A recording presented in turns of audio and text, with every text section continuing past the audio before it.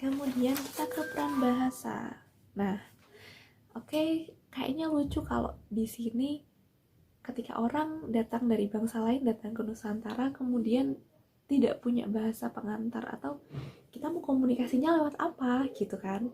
Nah, di sini peran bahasa sangat berpengaruh sekali. Nah, di sini menurut ahli linguistik, menurut John Crawford, ada sekitar 250 jenis bahasa yang ada di Nusantara sebelumnya. Nah, tapi di sini bahasa yang paling sering digunakan adalah bahasa Melayu kuno, atau paling banyak adalah bahasa Melayu dan juga bahasa Jawa, kayak gitu. Paling banyak Melayu. Nah, di Jawa sendiri, bahasa Jawa sendiri ada pembagiannya dua, yaitu ada ke Sunda kuno sama Jawa kuno. Itu bahasa yang paling sering digunakan, Melayu, kemudian ada juga Jawa. Nah, di Jawa ini masih dibagi dua, ada Sunda kuno dan juga ada Jawa kuno. Kayak gitu. Terus ada juga ini disebut, nah bahasa Melayu menjadi lingua franca atau bahasa pergaulan dan digunakan secara luas oleh banyak penutur di Indonesia. Jadi masih tetap untuk uh, lingua franca atau bahasa bahasa pergaulannya itu yang digunakan adalah bahasa Melayu kayak gitu. Jadi lucu dong kalau orang datang ke sini, orang dari bangsa asing terus mau ngomongnya pakai apa, masa mau pakai bahasa isyarat. Nah, ini peran bahasa ini dimana yang sangat penting dalam menunjang proses integrasi bangsa pada masa Islam. Oke, kita lanjutkan materi tentang akulturasi dan perkembangan budaya Islam di Nusantara. Nah, sebelumnya kita udah tahu belum apa sih akulturasi? Nah, di sini saya udah cari akulturasi dari kbbi.web.id. Akulturasi adalah percampuran dua kebudayaan atau lebih yang saling bertemu dan saling mempengaruhi. Nah, ini terjadi misalnya adalah di candi-candi yang ada sekarang merupakan bukti adanya kebudayaan antara kebudayaan Indonesia dan juga India. Nah, di sini ada macam-macam akulturasi, ada dari seni bangunan, seni rupa dan ukir, kemudian seni pertunjukan, seni sastra dan aksara, kemudian ada juga berpengaruh di sosial dan pemerintahan, tradisi, pendidikan, dan juga sistem kalender. Nah, oke, yang sekarang kita bahas di akulturasi seni bangunan. Nah, di seni bangunan ini ada masjid, makam, dan juga ada bangunan keraton. Nah, apa sih akulturasi di masjid gitu kan? Nah, di masjid ini yang kita tahu ada masjid yang dibangun dengan menggunakan atap tumpang. Kayak kita lihat di Masjid Demak, di mana terdiri dari 3 susun atapnya yang bisa kita lihat seperti bangunan-bangunan pura Hindu seperti itu. Kemudian ada juga kita lihat di Masjid Kudus. Nah, di Masjid Kudus ini menggunakan bangunan dengan batu bata merah. Ini seperti bentuknya bersusun seperti candi-candi yang ada di Jawa Timur kayak gitu. Kemudian kita ke makam. Nah, di bangunan makam ini dikenal adanya kijing atau jirat. Kijing atau jirat tahu ya, yang kayak buat di kepala sama kaki kayak gitu. Nah, itu biasanya nanti ada ukir-ukiran kaligrafi kayak gitu. Nah, kemudian juga ada cungkup, diberi cungkup biasanya untuk wali-wali, untuk raja itu ketika dimakamkan, di makamnya diberi cungkup. Tahu ya kalau cungkup ya? Jadi kayak atap kayak atap joglo kayak gitu. Bisa joglo, bisa yang lain juga sih. Pokoknya atap kayak gitu. Kemudian ada di bangunan keraton. Nah, di sini biasanya keraton ini terdiri tiga bagian. Ada depan, tengah, dan juga belakang. Dan ini yang paling sakral adalah bangunan yang paling belakang kayak gitu. Kemudian ini biasanya ada yang namanya Siti Hinggil. Nah, Siti Hinggil ini adalah tempat yang paling tinggi di keraton yang biasanya digunakan sebagai tempat untuk upacara-upacara tertentu, mungkin penobatan raja dan lain sebagainya. Itu biasanya namanya di Siti Hinggil kayak gitu. Kemudian kita ke seni rupa dan ukir. Seni rupa dan ukir, kita mengenal adanya kaligrafi atau tulisan-tulisan Arab yang dibentuk-bentuk kayak itu diperindah, itu biasanya digambarkan atau dituliskan menyerupai manusia atau juga menyerupai hewan, tetapi disamarkan. Jadi di dalam Islam sendiri tidak boleh menggambarkan binatang secara utuh kayak gitu. Jadi dari tulisan-tulisan Arab itu lebih disamarkan atau sedikit disatirkan dengan berbentuk manusia atau hewan. Kemudian yang ketiga ada seni pertunjukan. Nah, di seni pertunjukan ini, seni pertunjukannya masih bernuansakan Islam. Nah, di sini ada debus. Nah, debus ini adalah suatu tarian di mana awalnya ada doa-doa, dibacakan sholawat dan lain sebagainya. Kemudian nanti di pertunjukannya ada ditusukkan benda-benda tajam. Tapi yang ditusuk benda tajam itu nggak kenapa-kenapa, gitu. Tidak berdarah, nggak berdarah lah pokoknya kayak gitu. Ini seperti yang kita tahu ada di peninggalan dari kerajaan Banten. Kemudian ada seudati atau saman.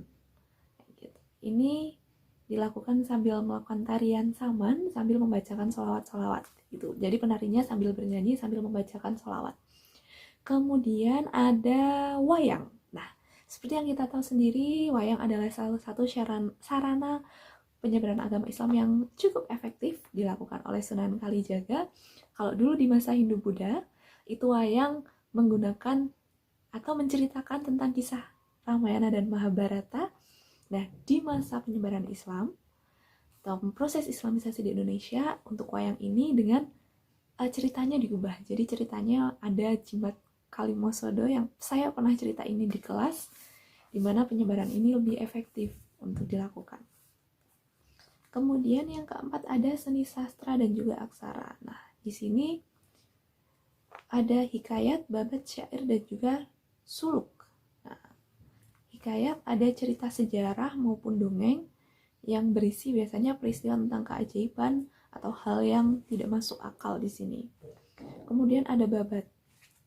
Babat adalah campuran fakta, mitos, dan juga kepercayaan. Ada babat tanah Jawa dan lain sebagainya contohnya. Kemudian ada syair. Nah, ini ada sajak yang tiap bait berisi 4 baris. Kemudian ada suluk, berisi mengenai tasawuf. Tasawuf sendiri adalah menceritakan tentang kisah orang yang hidup sederhana atau tidak terlalu mengejar keduniawian. Nah, selanjutnya ada sosial dan pemerintahan. Jadi sistem akulturasi di sini, sistem pemerintahnya masih menggunakan feodal, di mana raja-raja di sini atau penguasa kerajaan bergelar sultan, sunan, ada juga panembahan kayak di Mataram, ada juga maulana seperti di Banten, Maulana Yusuf, Maulana Hasanuddin, kayak gitu. Kemudian di sini wali atau ahli agama ini dijadikan sebagai penasihat spiritualnya raja, atau ketika raja akan naik tahta, jadi mereka diangkat oleh para wali ini. Nah, mereka diangkat sebagai istilahnya sebagai khalifatullah atau sebagai wakil Tuhan di dunia kayak gitu. Nah, kalau di tradisi Hindu-Buddha itu raja atau penguasa dianggap sebagai titisan dewa kayak gitu. Kemudian ada di tradisi. Nah, tradisi tahu nggak apa itu tradisi?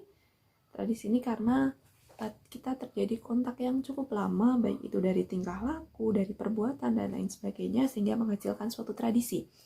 Nah, tradisi ini adalah perpaduan budaya yang melahirkan, nah itu suatu tradisi ini. Nah, ini berproses dalam waktu yang lama dan masih ada bahkan hingga saat ini. Seperti yang kita tahu contohnya ada grebek, sekaten, selamatan, tahlilan, halal bihalal, serta ziarah kubur. Kemudian selanjutnya ada pendidikan. Nah, di pendidikan ini dulu di masa Hindu-Buddha dikenal yang namanya padepokan. Ada yang namanya guru yang disebut sebagai sastri dan juga murid yang disebut sebagai cantrik. Nah, seiring dengan perkembangan waktu, terjadi akulturasi, ini budaya Islam, ada yang namanya pesantren. Nah, di pesantren ini ada kiai sebagai guru dan juga santri sebagai murid. Nah, di sistem pendidikan di sini ada yang namanya sorogan atau individu jadi murid langsung datang ke kiai, dan juga ada yang namanya badongan atau per kelas kayak pembelajaran di kelas. Dan ilmu-ilmu yang diajarkan yaitu tentang syariat atau hukum-hukum Islam. Kemudian kita belajar mengenai selanjutnya adalah akulturasi di sistem kalender. Nah, Di sistem kalender ini sebelumnya sudah dikenal sistem kalender Hindu atau Saka, dimulai dari 78 Masehi. Kemudian dikenal juga ada hari-hari pasaran yang sampai saat ini kita tahu. Ada Legi, Pahing, Pon, Kliwon, dan juga Wage. Tuh. Nah, kemudian Sultan Agung ini melakukan kalender Jawa dengan hitungan tarik bulan atau Komariah.